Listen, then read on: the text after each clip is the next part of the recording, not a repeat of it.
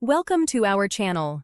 If you want to add a clickable link to your Instagram story, follow these step-by-step instructions to use the link sticker feature effectively. Step 1. Ensure you have access to the link sticker feature. All Instagram accounts can now add links to stories, regardless of follower count or verification status. Step 2.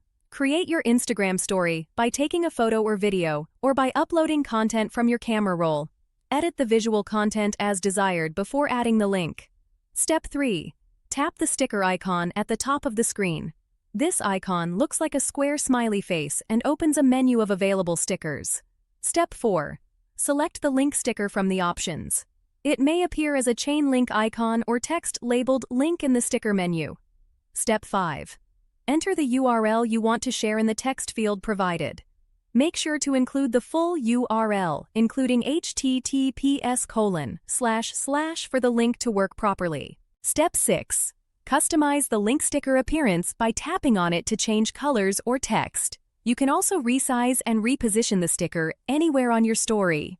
Step 7. Add text or other stickers to your story to encourage viewers to tap the link. Phrases like tap to learn more or swipe up can increase engagement.